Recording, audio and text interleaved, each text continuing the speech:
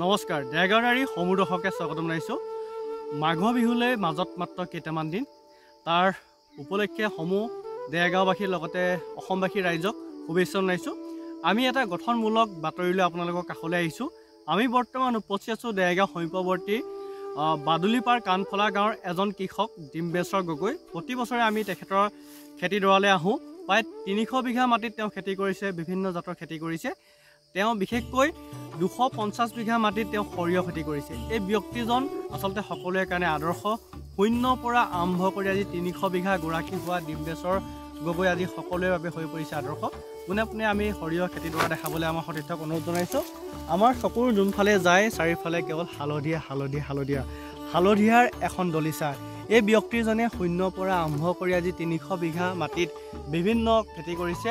আমি দেখাই আছোঁ আলু তেওঁ চপাইছে, আলুৰ পৰা মটৰ মাহৰ পৰা আলু, কচু, বেঙেনা, জাতিলাও, পানীলাও সকলো ধৰণৰ খেতি কৃষিজাত সামগ্ৰী তেওঁ কৰিছে। বিশেষকৈ তেওঁ গাহৰি পালন কৰিছে, মৎস্য পালন কৰিছে, গৰু পালন কৰিছে, এৰী পালন কৰিছে এই ব্যক্তিজন। আৰু অসমীয়া ব্যক্তিৰ যে তেওঁ নিজৰ গুদাম আছে, পিঁয়াজ আৰু আলুৰ কাৰণে নিজৰ গুদাম আছে।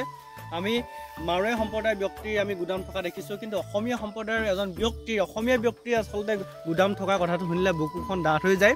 তেওঁ আচলতে সকলোৰে আদৰ্শ। এই ব্যক্তিজনে কেৱল মুখেদি নহয়, কামেৰে প্ৰতিপন্ন কৰিছে। আপোনাৰ যদি ধৈৰ্য, একাগ্ৰতা, নিষ্ঠা থাকে, আপুনি এদিন সফল হ'ব পাৰিব। তেওঁ খেতি কৰি চহকী, তেওঁ কোনো কাম নকৰে, তেওঁ খেতি কৰি চহকী। শূন্যৰ পৰা আৰম্ভ কৰি আজি আপুনি 300 বিঘা মাটি গৰাকী হৈছে। প্ৰথমতে আপুনি ভোগালী বিহুৰ শুভেচ্ছা জনাব নেকি? ভোগালী বিহুৰ শুভেচ্ছা নমস্কাৰ জনালোঁ।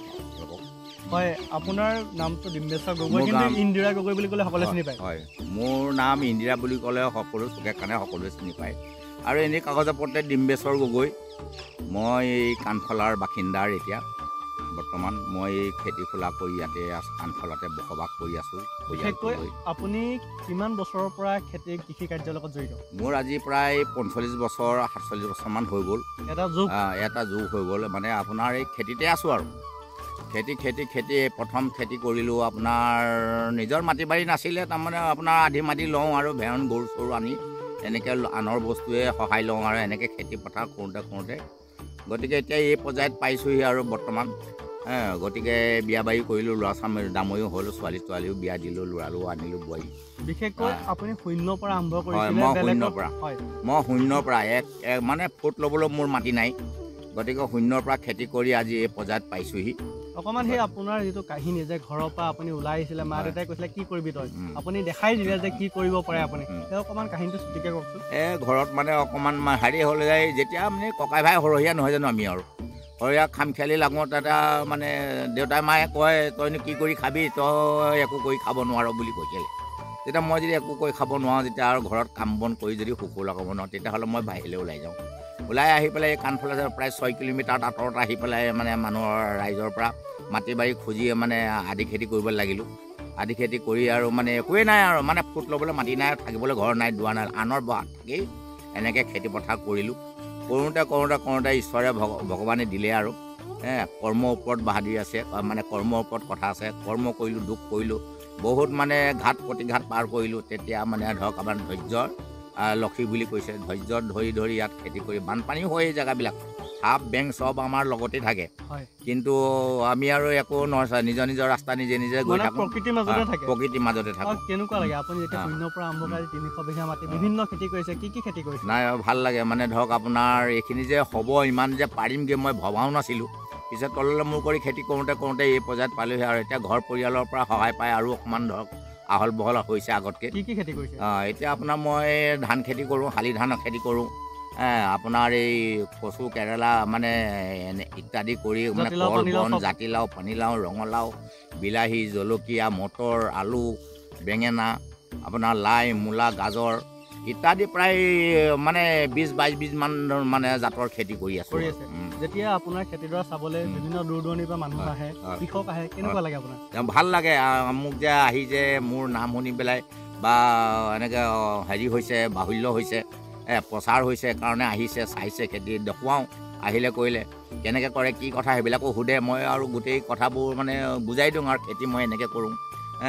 গতিকে এনেকৈ কৰিলে এনেকৈ ফল পাব, এইটো বস্তু এনেকৈ কৰে, দহত দহ খেতি, বামত বাম খেতি, আগতীয়া পাছতীয়া তেনেকৈ কৰি আৰু ৰাইজক মানে দেখুৱাই আছোঁ। আৰু বহুত বেপাৰী চলাই আছোঁ, বেপাৰী নিবনা বহুত কৰ্মচাৰীও আছে। পৰিয়াল চলি আছে আপোনাৰ লগত? মোৰ পৰা প্ৰায় 20-25টামান পৰিয়াল চলি আছে।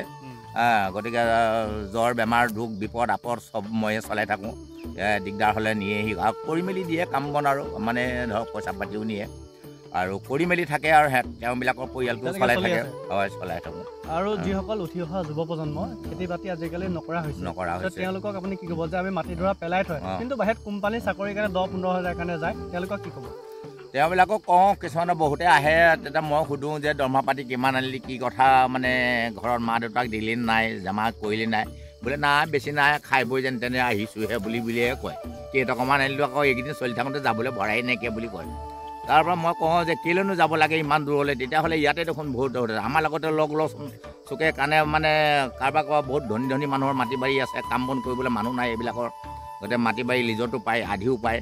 ইয়াতে কৰি পেলাই মানে ধৈৰ্য লাগিব, মানে কষ্ট কৰিব লাগিব আৰু উপকৃত হ'বি। ইয়াতে ইমান দূৰ যাবলৈ বিপদ আপদৰ সন্মুখীন হ'ব কিয় লাগে, এনেকৈ মই প্ৰশ্ন কৰোঁ। কিছুমানে সিহঁতি আৰু তেতিয়া বুজি বাজি কয়, হয় হয় বুলি কয়, কিন্তু নাই, নোৱাৰে, কষ্ট কৰিব, নকৰি এলেহুৱা নিচিনা হ'ল, সৰুৰ পৰা কষ্ট নকৰে। সেইটো কাৰণে এলেহুৱা নিচিনা হ'ল, মানে ইমান নকৰে। আজিকালি তথাপিও বহুতে পিছে এতিয়া কিছুমানে বুজি পাই খেতিত ধৰিছে মানে। মোৰ চৰকাৰৰ ফালৰ পৰা সুবিধা আৰু মানে কিনো, আৰু মই এইবোৰ সুবিধা বিচাৰি নাযাওঁ, মই যিমান পাৰোঁ মই নিজে কৰোঁ। আগতে ধৰক আপোনাৰ কংগ্ৰেছৰ দিনতে আহে মানুহখিনি, মানে আপোনাৰ এই এগ্ৰিকালচাৰ অফিচৰ পৰা মানুহখিনি আহি খেতি পথাৰ তেতিয়া চাইছিলে, তেতিয়া মই আৰু ভাল লাগিছিলে খেতি কৰিবলৈ, মানে চাইছোঁ যে যায়তো, চাইছোঁ যোৱাৰ কাৰণে মই উৎসাহ এটা পাওঁ। উৎসাহ পাওঁ মানে যে অফিচৰ মানুহ আহি পেলাই মোৰ ওচৰত পালেহি, মোৰ খেতি পথাৰ চাইছেহি যে মই কৰিছোঁ, তেতিয়া সেইটো কাৰণে মই আগবাঢ়ি। আজিকালিতো নাহে, মানুহ নাহে। আজিকালি বহুত দিনৰ মূৰত এদিন গাম চুবক আহিব আৰু চাব, আৰু এনেই আৰু মানে ক'বলৈহে কিবা এটা চহী এটা নিবলৈহে আহে, এনেই নাহে তেনেকৈ চাবলৈ। তেনেকুৱাত আহে, সেইখিনিয়ে আৰু। যিহেতু ভোগৰ উৎসৱ ভোগালীৰ সমাগত, বিহু বুলি ক'লে বিহু নামৰ কথা মনত পৰে। বিহু এপাকে শুনাব নেকি আমাক? বিহু বাৰু এশাখাই ধৰো। আলিটি কাটিলোঁ, চেপাটি পাতিলোঁ, লাগিলে মাগুৰ মাছ এহালি, নিজেও নেখাওঁ মই, আনক নিদিওঁ মই, ধনলৈ সামৰি থলোঁ। ধনে ধনে কৰি ধনে গ'ল উপচি, দেহা গ'ল পিছলি, জানমণি, জানমণি ঐ, ধনে গ'ল উপচি, দেহা গ'ল পিছলি, দেউ লগত যাই দুচলি হৰি। সেয়াই। হয়, ধন্যবাদ জনালোঁ। আচলতে এখেতে হৈছে ডিম্বেশ্বৰ গগৈ ওৰফে ইন্দিৰা গগৈ। দেৰগাঁও সমীপৱৰ্তী বাদুলিপাৰা কাণফলাত প্ৰায় 300 বিঘা মাটি এই ব্যক্তিজনে কৰিছে। শূন্যৰ পৰা আৰম্ভ কৰি 300 বিঘা খেতি কৰোঁতে যথেষ্ট সংগ্ৰাম এই ব্যক্তিজনে সংগ্ৰাম কৰিবলৈ জীৱনত সক্ষম হৈছে।